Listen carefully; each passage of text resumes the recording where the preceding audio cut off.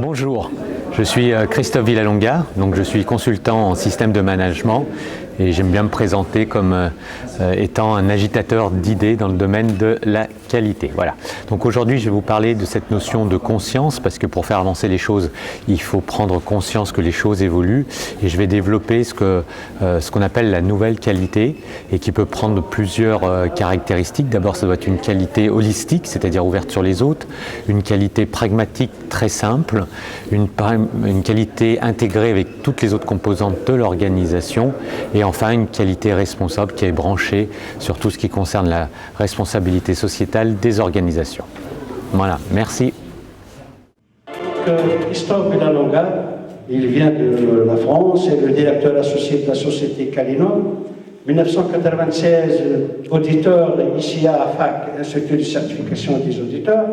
93, DESS Qualitologie, gestion de la qualité, Université Claude Bernard, Lyon. 92, École de commerce ESDE SUP, École supérieure des dirigeants d'entreprise. Il est directeur associé de la société Calinov. Il intervient comme consultant opérationnel depuis 1994 dans la mise en place et l'optimisation de démarches qualité à valeur ajoutée.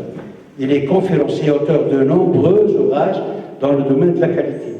Depuis 2006, Christophe anime une communauté de directeurs qualité pour fédérer Sur tout ce qui concerne la responsabilité sociétale des organisations. Voilà, merci. Pour fédérer donc des échanges de pratiques et faire de la prospective sur l'évolution de la fonction. Christophe anime également un réseau de consultants en système de management pour déployer au niveau national et international des valeurs et des méthodes au service de la compétitivité des organisations. À vous la parole. Merci Zoé. Bonjour. Merci de cette invitation sur un thème au départ, conscience de la qualité, faire ce qu'il faut, ça fait un peu un thème philosophique. Donc on va essayer de transformer cette approche philosophique en essayant de le matérialiser par des choses très concrètes et très pragmatiques. En tous les cas, quand le sujet a été lancé, moi ça m'a fait réfléchir sur le terme « prendre conscience que ».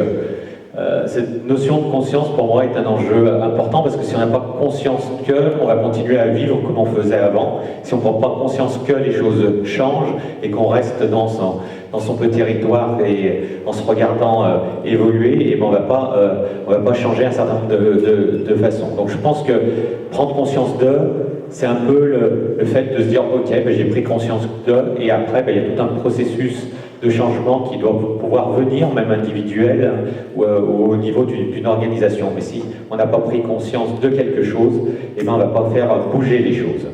Alors, mon intervention sera très rapidement sur cette notion de conscience, cette nouvelle conscience. Alors, j'ai toujours mis nouvelle entre parenthèses, parce que je ne sais pas si c'est nouveau, pas nouveau, et ça, il n'y a pas besoin de débat là-dessus, je pense.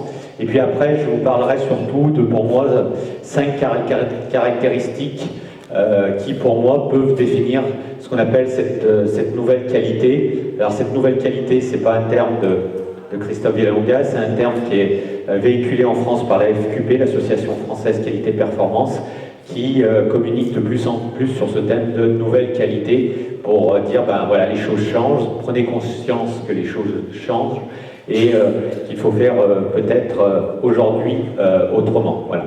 Moi j'ai une phrase que j'aime bien et que je dis souvent. Je dis souvent, aujourd'hui il ne suffit pas de faire mieux, mais il faut faire autrement. Et ça c'est important, peut-être même en introduction, parce que faire mieux, je pense que toutes les personnes qui sont dans la salle ont cette culture de l'amélioration continue. Donc faire mieux, ben, c'est de s'améliorer. Faire autrement, ça c'est beaucoup plus compliqué. Ça nécessite de penser autrement et de faire les choses différemment. Alors, simplement, petite historique très rapide de cette épopée de la qualité. Alors, je ne vais pas rentrer dans les dates, je ne vais pas rentrer dans les auteurs, mais simplement en présentant différentes ères de la qualité qui ont pu exister. Donc tout d'abord, ça, on en parlera tout à l'heure après la pause, hein.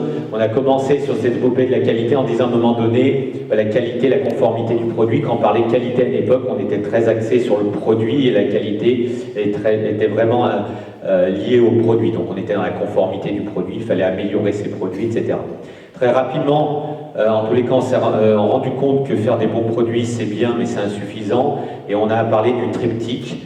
Dans le domaine industriel, c'était le fameux QCD, hein, qualité, coût, délai. Dans l'automobile, on parlait de ça en disant faire de la qualité c'est bien, mais à quel coût et avec quel délai. Donc on était très opération, on était très orienté sur le produit et sur sa conformité en associant qualité, coût, délai. Donc on a eu cette époque, là-dessus on ne parlait pas de management, on ne parlait pas d'autres approches, on était sur du contrôle, sur des militaires standards, sur des tables d'échantillonnage, sur plein de choses de ce type-là.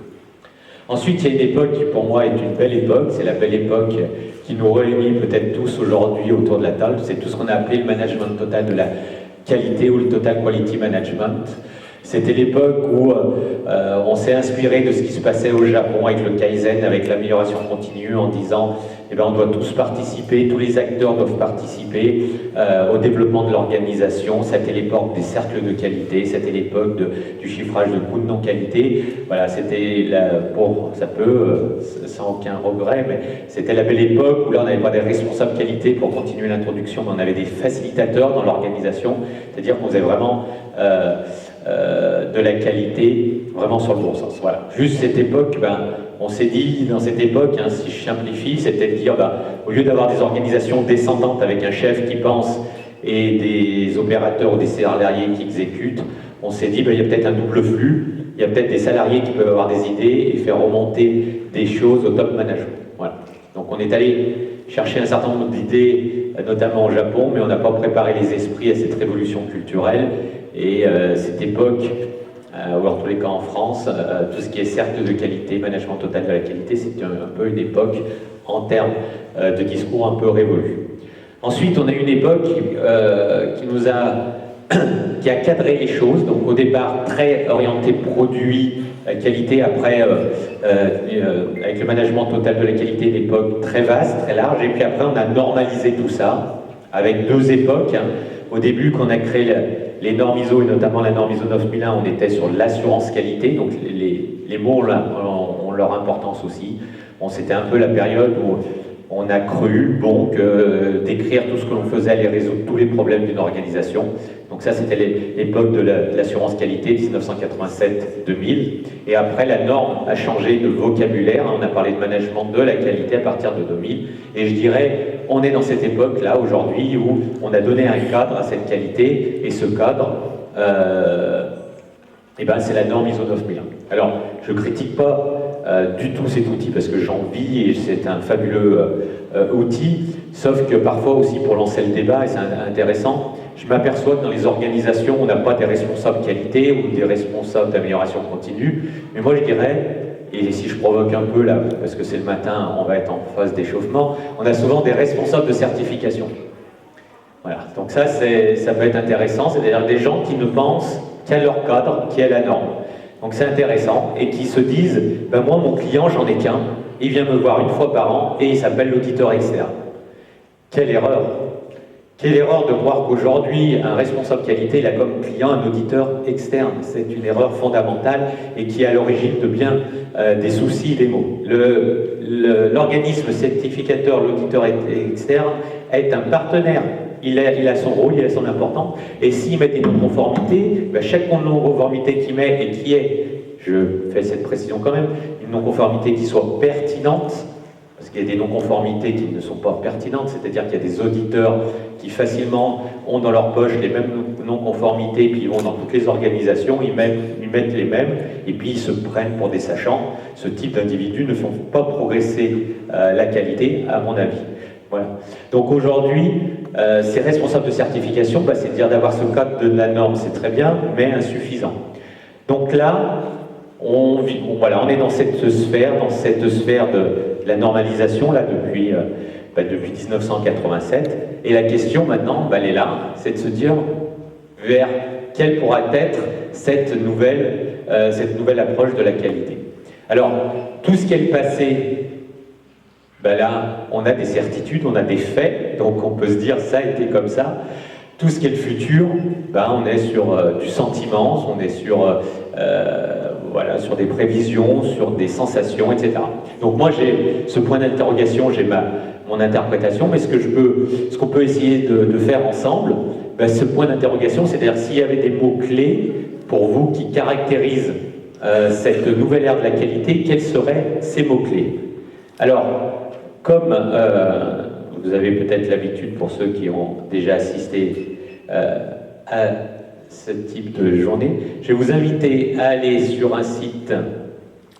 Alors, prendre vos téléphones, ça marche sur vos téléphones pour ceux, voilà, sur un site qui s'appelle menti.com, en haut, vous avez le nom, et bien menti.com. www.menti.com, mettez-vous sur votre smartphone, il va vous demander un code, et le code, le 15 49 09 67, ça ressemble à un numéro de téléphone, mais non, c'est bien le code. Voilà.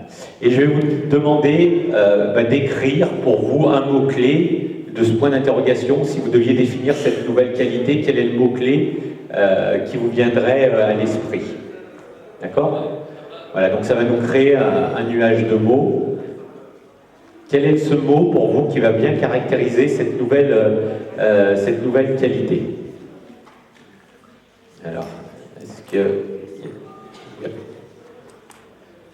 y a des soucis pour se connecter?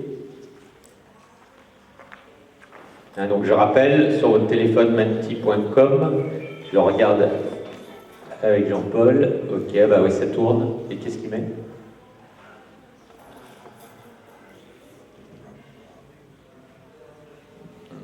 Ah, est-ce que vous arrivez à vous connecter? Vous avez des problèmes?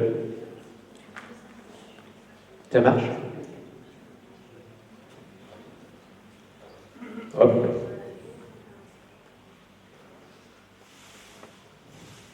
Ça marche ou pas? Est-ce qu'il y a quelqu'un qui peut me dire OK comme ça ou comme ça? Ouais. Ah, ça marche? Ok, super. Voilà, le management visuel. Allez, donc si vous deviez définir en un mot pour vous cette nouvelle qualité, quel est le terme qui vous viendrait à l'esprit? Pour le moment, il n'y a pas beaucoup de termes, c'est le matin. Vous verrez, si on faisait le même exercice ce soir, avec toutes les interventions de la journée, vous auriez, je suppose, et j'espère en tous les cas, plein de nouvelles idées à soumettre.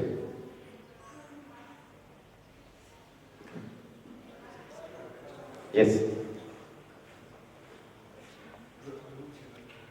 Ouais, c'est pareil, il y en a qui ont pu mettre des mots? Oui. Ouais, oui. Et c'est bizarre qu'ils apparaissent pas, alors. On doit avoir un souci de... Ouais, il doit avoir un souci de connexion, parce que là... Ok, bon. Ce qu'on va faire, je vais continuer, on ne va pas perdre de temps là-dessus. En tous les cas, vous avez ce mot-clé en tête. Il doit avoir un souci de connexion Internet. Ok. Donc maintenant que nous avons vu les différentes phases, voilà. Alors, ce que je vous invite, voilà, c'est la nouvelle qualité, donc de définir cette nouvelle qualité. Bah pour moi, en tous les cas, cette nouvelle qualité, elle sera pragmatique. Et là, je vous envoie une citation d'Albert Einstein. N'importe quel type intelligent peut faire des choses plus compliquées, mais il faut du génie pour faire plus simple. Donc là, je pense que ça, en tous les cas, en termes de prise de conscience, c'est un point clé. C'est que derrière, dans la fonction qualité, souvent, alors je ne sais pas si l'expression est connue ici, mais on se fait des nœuds au cerveau, c'est-à-dire qu'on se triture l'esprit pour essayer de faire des choses qui souvent sont beaucoup trop compliquées. Donc si demain on veut que la qualité, sur cette prise de conscience, il faut vraiment que la qualité s'inspire d'approches type Lean Management, où il va falloir faire des choses essentielles et des choses très simples. Donc faire simple, c'est quoi? C'est pouvoir vraiment distinguer ce qui est essentiel du superficiel. Dans toutes les organisations, il y a du gras. C'est-à-dire qu'il y a des choses qui sont inutiles. Alors vous me direz, ben oui, mais c'est bien gentil ce que tu nous dis, mais comment peut-on repérer les choses inutiles? Ben moi j'ai une méthode qui est très simple pour toutes les entreprises certifiées. C'est tout ce que vous ne faites pas tout au long de l'année et que vous vous dites le jour où l'auditeur arrive, waouh, on n'a pas fait ça, ou dans le mois qui précède, il faut qu'on fasse tout ça pour résorber ça. Ok ? Donc il y a plein de choses. Parfois vous êtes trop ambitieux sur vos programmes d'audit. Il y a des organisations qui se disent qu'il faut faire des revues de processus tous les 3 mois, incapables de les tenir. Il y a plein de choses dans l'organisation en se disant on en faisait comme ça avant. Est-ce que c'est important ou est-ce que c'est essentiel? Donc la notion de se dire, de faire un régime à son organisation pour conserver que des choses essentielles, ça c'est une ligne de conduite qui me paraît vraiment importante, d'éliminer le gras là-dessus. Ensuite, il faut avoir une démarche itérative, c'est-à-dire que je ne sais pas vous, mais moi je ne sais pas faire simple du premier coup. Faire simple du premier coup, c'est très compliqué. C'est un énorme paradoxe, mais généralement, le cerveau humain fonctionne d'une telle façon qu'on a rarement l'occasion de faire simple du premier coup. Il faut faire preuve également de pragmatisme, c'est d'être très concret et d'éviter les choses virtuelles uniquement qui sont intellectuellement intéressantes. D'accord ? Et là, il y a, dans ce que l'on fait, il y a énormément d'exemples là-dessus.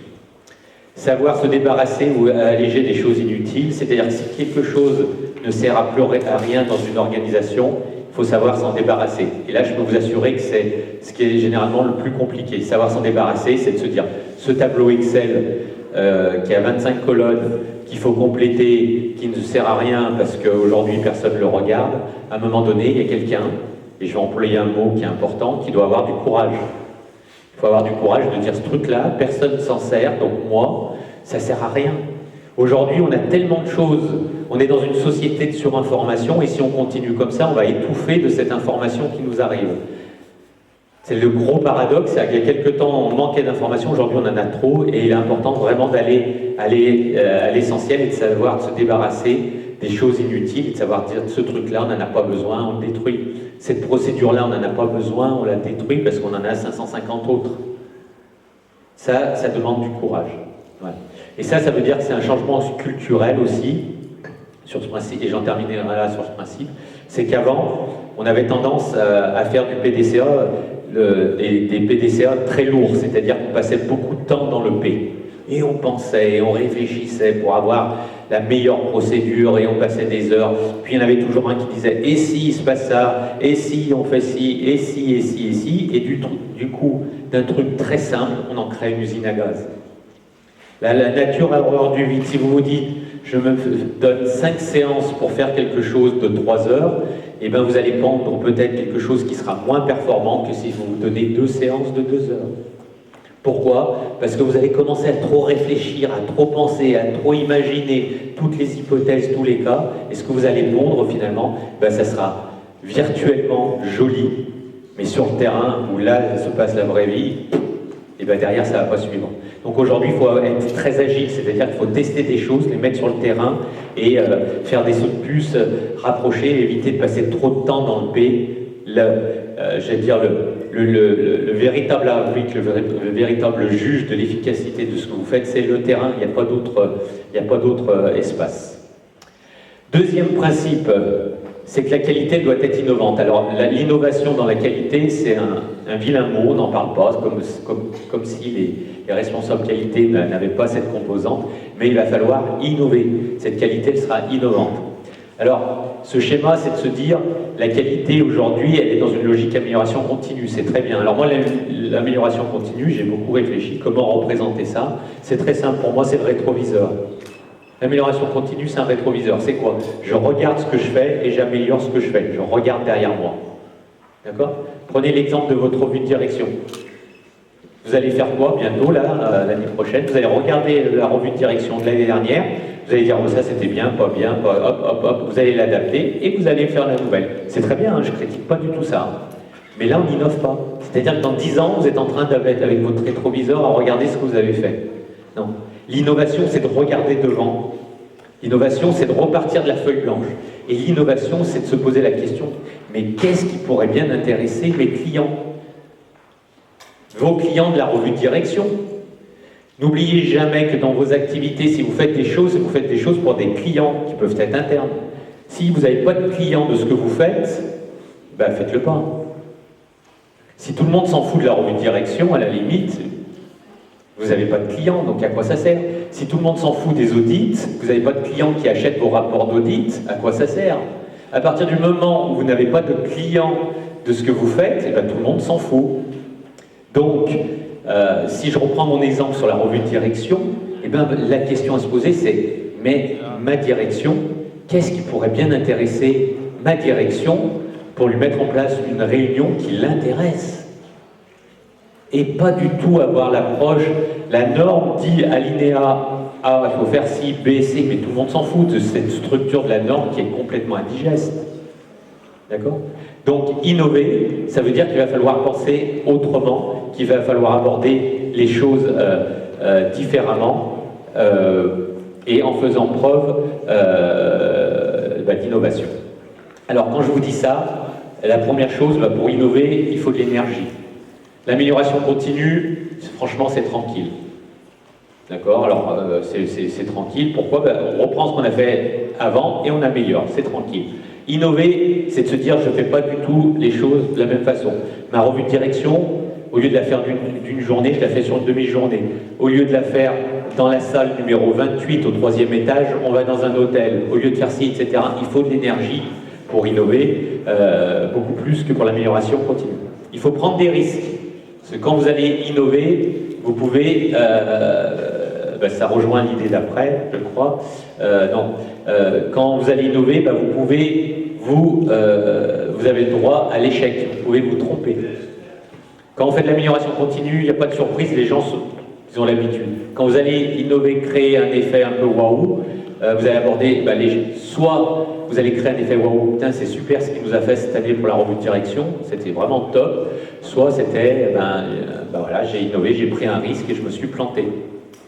D'accord? Donc quand on innove, quand on fait les choses différemment, il ne faut pas avoir peur de l'échec, parce que ça peut arriver. Donc il faut sortir de sa zone de confort. Il faut faire preuve d'empathie. Pour innover, c'est pas ce que j'ai envie de dire, c'est ce que les autres ont envie d'écouter, si je reprends de la revue de direction. Ils aimeraient avoir quoi pendant cette... là-dessus? Je dois me mettre à la place des autres. Il ne faut pas être égocentrique, c'est-à-dire ce que j'ai envie de leur dire, c'est ce qu'ils ont envie d'entendre. Donc, il faut l'empathie, c'est cette capacité à comprendre les besoins des autres. Et, ce que je vous disais, il faut accepter le droit à l'échec. Voilà. Quelqu'un qui n'a pas d'échec, on pourrait croire que c'est quelqu'un qui est super brillant, c'est quelqu'un qui ne prend pas de risque en réalité, qui reste dans sa zone de confort. Moi, je peux vous dire que je me suis pris des gamelles. Dans toute ma carrière, en plus de 30 ans, j'ai lancé plein de produits, plein de trucs, j'ai passé des heures, j'ai mis beaucoup d'argent, et je me suis planté, et bien quand même. Le seul point au moins que je puisse dire, et la fierté que j'en ai, c'est, au moins j'ai essayé. Voilà. Si vous n'êtes pas, au moins j'ai essayé, c'est que vous n'avez jamais pris de risque. Donc vous êtes resté dans vos zones de confort. Et avoir le droit à l'échec, c'est une vertu qu'il faut reconnaître. On n'est pas tous parfaits et ça nous arrive de se planter et d'avoir des erreurs. Et de savoir repartir d'une feuille blanche. Troisième principe, la qualité, alors j'emploie des gros mots, holistique, c'est-à-dire qu'elle doit avoir une approche globale. D'accord? Satisfaire le client, c'est bien mais insuffisant. Il faut désormais en prendre en compte toutes les parties prenantes et j'ai rajouté pour de vrai. Pourquoi je dis pour de vrai? Parce que dans la salle, je suppose qu'il y a plein d'experts, bien sûr, ils vont dire oui, la norme ISO 9001 a rajouté les parties intéressées, machin. Ok, je suis entièrement d'accord avec vous. Mais ça sert à quoi? Ça sert à quoi ce qui a été fait? À part de montrer une cartographie sur un schéma avec des noms qui apparaissent. Il y a eu quelle autre exploitation concrète et opérationnelle? Moi, si je vous pose une question très précise, quelle est la valeur ajoutée de ça? C'est-à-dire concrètement ce que ça a produit, changé dans l'organisation. Là, on peut refaire un test avec l'outil qui n'a pas marché, mais là, s'il y a un mur blanc, là, je ne serais pas surpris. Pourquoi? Parce que c'est juste une représentation graphique. Donc, il faut vraiment s'intéresser à toutes les parties intéressées, mais vous savez, la norme, quand elle évolue, en 2015, ce truc-là, les parties intéressées, c'est pas une invention qualiticienne, hein. Elle est allée chercher ça dans la démarche RSE. Toutes les démarches RSE, Social Responsibility, sont basées sur les parties intéressées. Mais une vraie écoute, et le terme qui est employé dans ces démarches-là, c'est le dialogue. C'est dialoguer avec les parties intéressées. C'est pas dessiner des parties intéressées.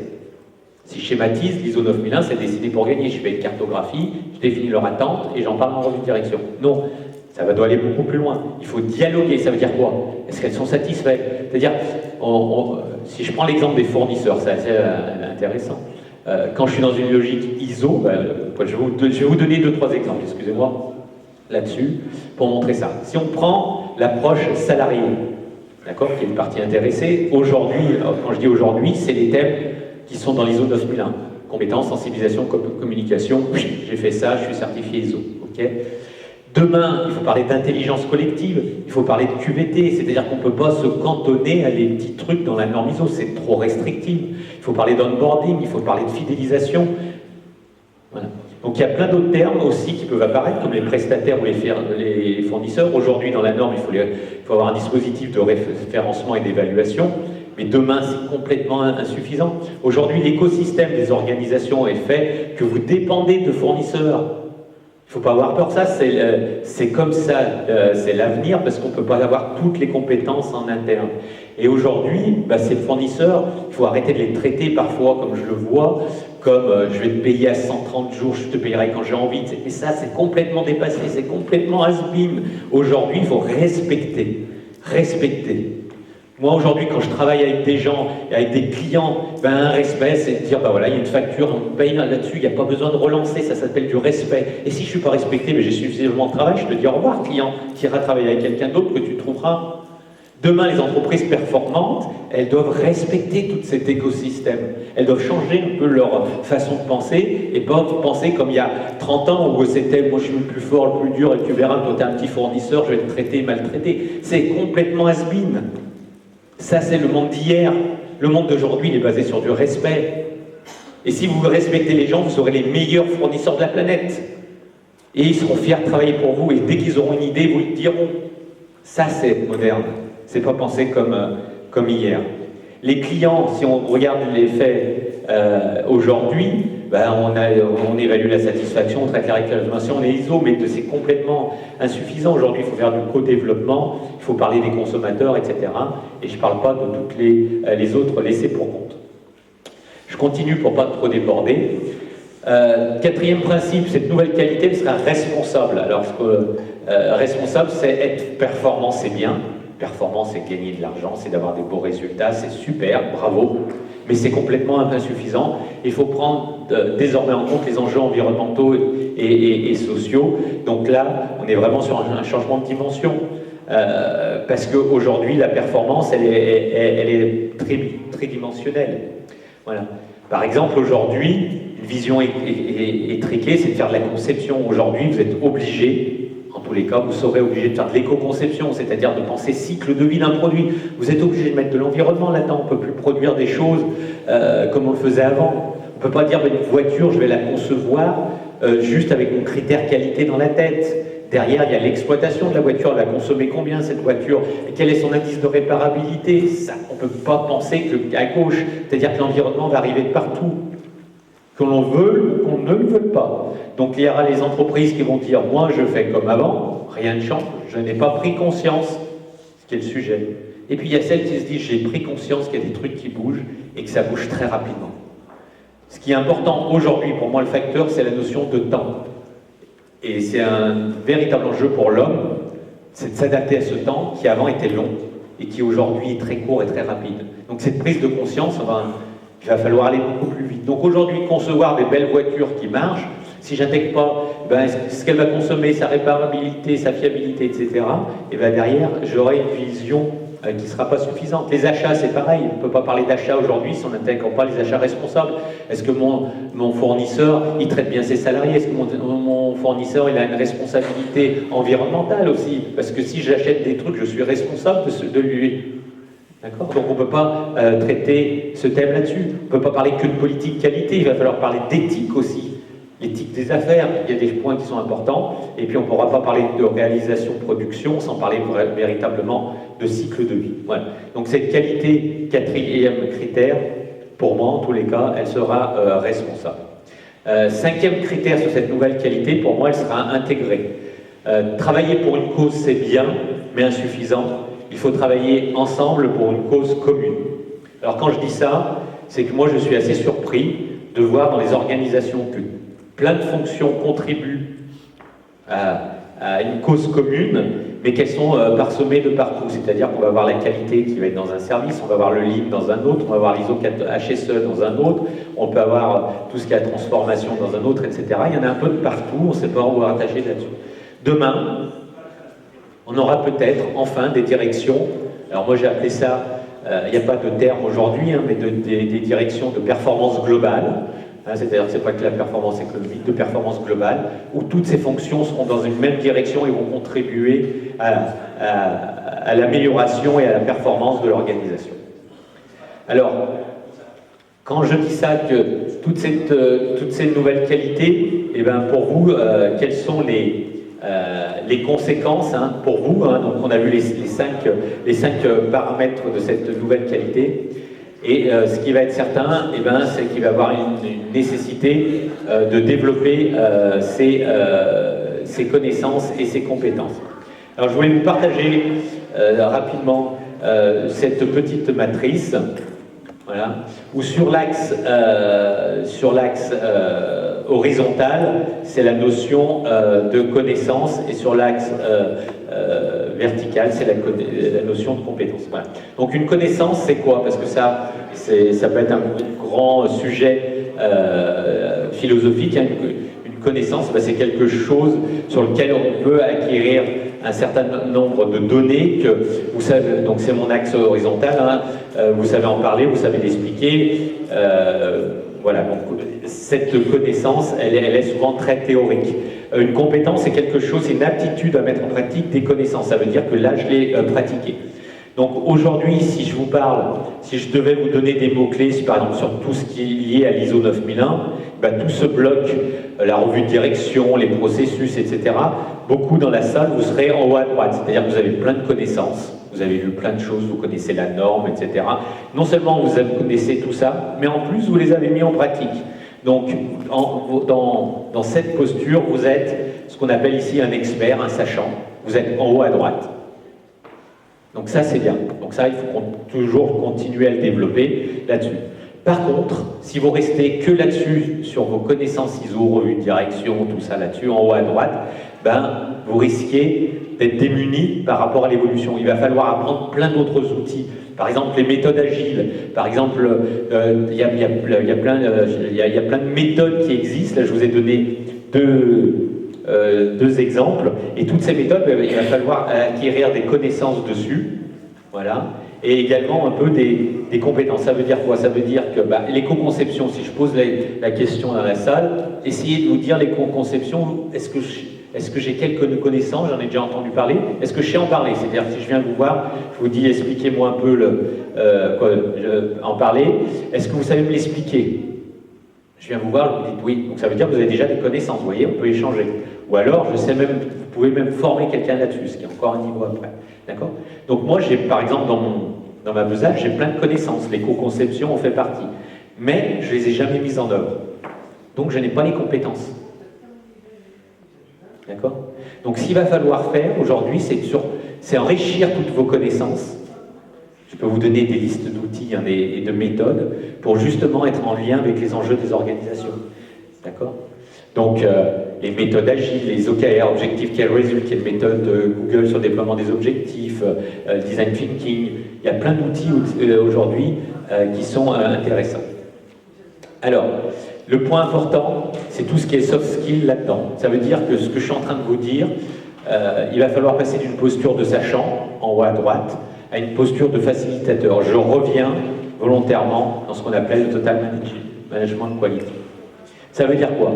Donc si je reprends cette citation de Gandhi, vous avez beau avoir toutes les aptitudes, si vous n'avez pas l'attitude, vous ne réussirez pas. Aujourd'hui, ce n'est pas le fait d'être un super sachant qui a de l'importance, c'est surtout l'individu en tant que personne qui est important. Et donc, il va falloir travailler ses soft skills, contrairement aux hard skills. Les hard skills, c'est les compétences métiers, dures, toutes celles que vous connaissez dans l'ISO. Si vous avez ça dans votre besace, vous ne serez pas forcément le super responsable qualité. Si vous avez ça plus des soft skills, C'est-à-dire que vous, en tant qu'individu, les gens viennent vous voir. Quand vous voyez un opérateur, vous allez le saluer, qui va vous parler de ses problèmes, vous savez parler à un pilote de processus, vous savez parler à une direction, vous savez parler à un auditeur, les gens vous apprécient parce que vous représentez quelque chose, ben ça, c'est un point clé, parce que dans ce qu'on est en train de voir, cette approche de cette nouvelle qualité, elle sera tellement étendue, il y aura tellement de choses à savoir que vous ne pourrez pas être le sachant de tout. En tous les cas, c'est ma conviction. C'est-à-dire que moi, aujourd'hui, je fais du conseil, par exemple, en RSE. Je suis incapable, aujourd'hui, d'avoir toutes les compétences en RSE. Donc, en ISO 9001, je peux me positionner comme un consultant sachant. En ISO RSE, je me positionne comme un facilitateur, c'est-à-dire que je suis là pour donner des méthodes, mais je m'appuie sur des sachants en interne dans l'entreprise. Parce que je ne peux pas être le super-héros, je ne peux pas avoir toutes les compétences aujourd'hui sur tout ce qui existe pour qu'une entreprise soit performante, c'est impossible. Donc il va falloir vous appuyer et il va falloir changer de posture, c'est-à-dire qu'il y a des choses que vous allez savoir, et il y a des choses où vous allez être un facilitateur, un animateur, et vous allez vous reposer sur les gens qui savent. Et ça, il va falloir switcher aussi dans votre tête, parce que vous n'avez plus le savoir. Donc vous allez être dépendant de gens qui savent. Et ça me rappelle une autre époque, comme on a vu, sur le Total Quality Management. Et enfin, il va falloir voyager en terre inconnue. Voyager en terre inconnue, ben c'est un peu ce que je viens de vous dire. Hein. Toute cette sphère-là, vous la connaissez, elle est dans votre package de compétences, de connaissances. Vous avez tous ces outils dans votre poche. Mais ça, c'est bien, mais pour moi, c'est insuffisant. D'accord? Parce que ça, c'est... il va falloir développer des compétences ou des connaissances complémentaires dans 3 univers. Je pense qu'il y a un univers qui peut être intéressant, c'est tout ce qui est Lean, excellence opérationnelle, voilà, avec tous les outils, management visuel, PSM, Gemba Tour, etc. Dans tout ce qui est RSE, il va falloir développer vos compétences en RSE. Aujourd'hui, en tous les cas en France, il y a 2 univers, QSE, RSE. QSE, ça dépend d'une certaine fonction. RSE, ça dépend de la communication et marketing. Je schématise un peu en France. Mais c'est pas possible. Aujourd'hui, ces 2 mondes contribuent à la même chose. Pourquoi il y a 2 univers, 2 directions? Un système de management doit intégrer des composantes RSE. On ne peut pas avoir dans son système de management de qualité les fournisseurs, les achats, et puis d'avoir quelque chose RSE, on va parler achat responsable. C'est antinomique. Le système de management doit intégrer toutes ces composantes. Et là, vous avez non pas un risque, mais vous avez une opportunité à saisir pour faire autrement les choses. Donc, il va falloir vous inspirer de tout ce qui est Lean, de tout ce qui est RSE, et je vous invite à vous inspirer, tant que les comme moi, c'est ma source d'inspiration, des nouvelles générations. Il faut arrêter de critiquer ces nouvelles générations, de dire « nous, on est les champions », eux, ils ont plein de défauts, ça a toujours été comme ça. Moi, quand je me souviens dans ma jeunesse, on disait les jeunes, ils ont ces critiques, nous on était les meilleurs, et on reproduit ce schéma éternel. Non, moi je m'inspire des jeunes.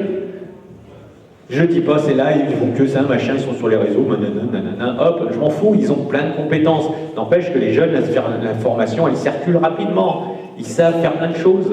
Donc, il faut s'inspirer de ce qu'ils font. Il y a plein de nouvelles outils dans le monde entrepreneurial qui existent. Il ne faut pas créer des conflits générationnels, ça ne sert à rien.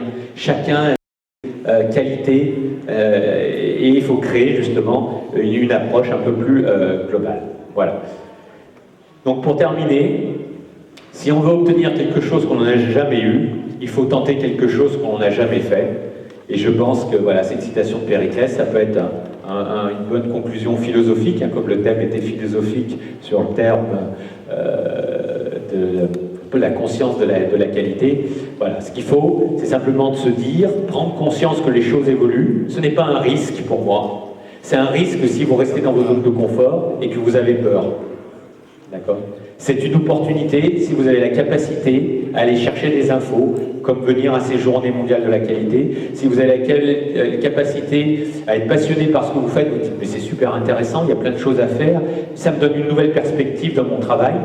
La même situation peut produire 2 effets.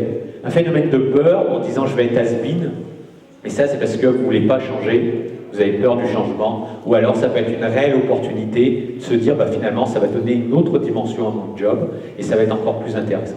Voilà, je vous remercie de votre attention. Merci beaucoup, on applaudit.